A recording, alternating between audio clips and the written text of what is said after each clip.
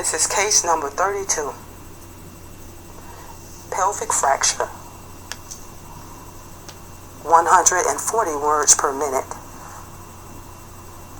Ready? Let's begin. Question: since we have just been discussing fractures of the pelvis, doctor, can you tell us about some particular case in your experience that would be of interest to us? Answer: yes. I recall one that is quite interesting, involving an osteomyelitis of the iliac spine and crest. Question: will you kindly tell us something of the history of the accident as related to you by the patient when you made your first examination, doctor? Answer: well, he said that he had bumped himself against a work table while at work, and he complained of severe and intense pain in the region of the right anterior superior iliac crest, just below the belt line near the top of the trouser pocket. You can feel a bony prominence. That is where the anterior superior iliac crest is located. He stated that the pain increased in severity from the time of the injury, and that he had to quit his work. Question: what did your examination of him disclose, doctor? Answer: my examination disclosed that the pain was localized along the crest of the ilium, and that the pain increased on motion, tensing the right abductor muscles. There was tenderness along the crest of the ilium, and definite swelling at that point. There was no redness, but there was moderate increase in local heat. There was marked tenderness on palpation and a sense of fullness in the bone in that area. On the medial surface, there was a moderate-sized, firm, hard, tender mass. Question: what treatment did you suggest, doctor? Answer: I had an X-ray plate made, which showed a typical osteomyelitis of the right anterior superior iliac spine and crest. Question: taking the plate, will you indicate the osteomyelitis that you say is present? Answer: you will notice that the bone is decalcified and appears to be moth-eaten.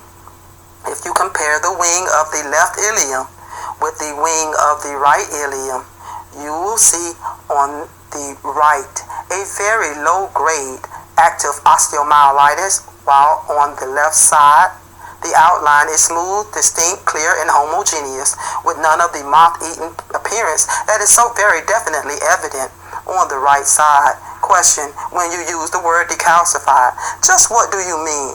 Answer: the bone has been deprived of lime salts, or the chalky substance known as calcareous matter. The bone will not show up on the X-ray with the same density and whiteness as normal bone. Question: now, what is osteomyelitis, doctor?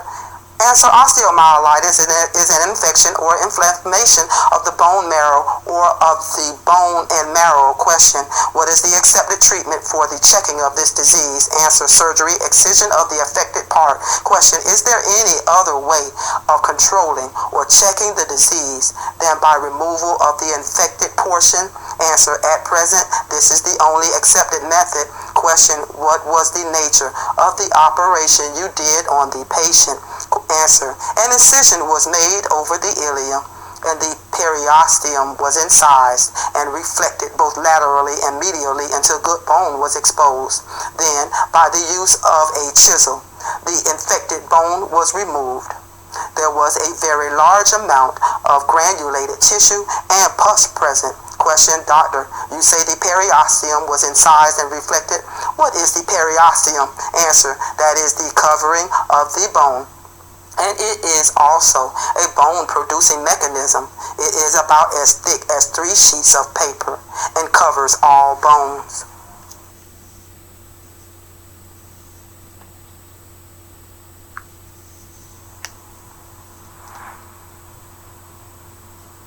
This will be part 2, pelvic fracture, medical dictation at 140.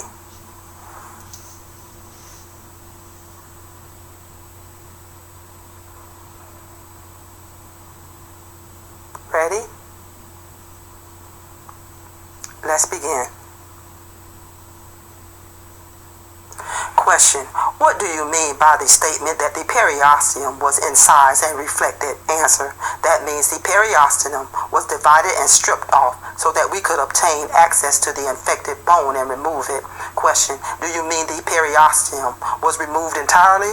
Answer, oh no. One function of the periosteum is to nourish the bone that is present. Another is to produce new bone. If the periosteum is reflected from a bone and allowed to remain in the body, it will make new bone. That is what was done here. The infected bone was removed and the periosteum was allowed to lie in the wound, and it got busy and did what it was supposed to do. Question, what is the granulated tissue you refer to? Answer, granulation is in the formation of small grain-like bodies in the first stage of the healing process. Question, all right. Proceed with your description of the operation, doctor. Answer, after the bone was excised, the open wound was packed with Vaseline gauze and sulfathiazole crystals, and dressings were applied. Question, as I understand, the wound was left open and packed with the material you have mentioned. Why was that done? Answer, to permit the wound to heal from the bottom out. Question, what was the patient's progress after this operation? Answer, his post-operative condition required the administering of quite a lot of narcotics and soporifics, but the healing was continual and gradual. I saw him again some 2 months later. He was treated by another physician in the interim. Question, what did you find on the subsequent examination, doctor? Answer, the wound had been completely granulated except for a small area of bone which protruded up through the granulated tissue. This was narcotic or dead bone and was about the size of the end of my thumb. I was advised that it be removed. Question, how serious was that operation? Answer, it was quite a minor operation. The granulated tissue was stripped off and the protruding portion, together with a small amount of live bone, was chiseled out and discarded. Question, what progress did the patient make after the second operation?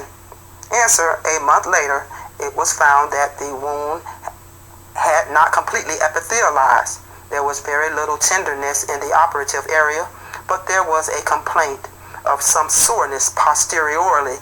The x-ray showed some roughening of the ileum posteriorly.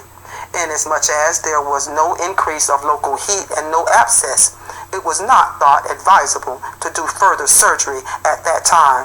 Question, there was a plastic or skin graft operation later. What was that for?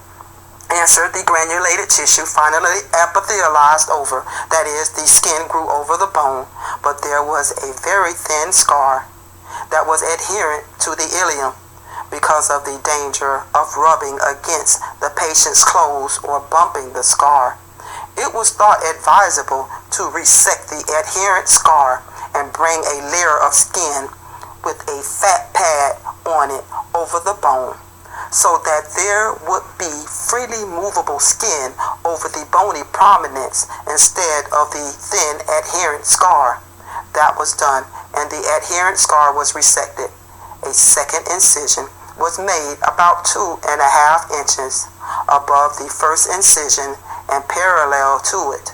The fat was divided from the underlying tissue in the area between the two incisions, and that strip of skin and fat was pulled down over the naked bone and sutured in place to prevent separation of the lower incision. The upper incision was allowed to remain open and to granulate and epithelialize. Question, what progress was made by the patient then? Answer, the inferior incision, the one that covered the bone, healed very promptly, nicely, and cleanly. The upper incision, which had been left open and allowed to granulate, did so and epithelialized with the exception of a very small area that is still open. There is very moderate tenderness present now, and the skin is freely movable over the bone.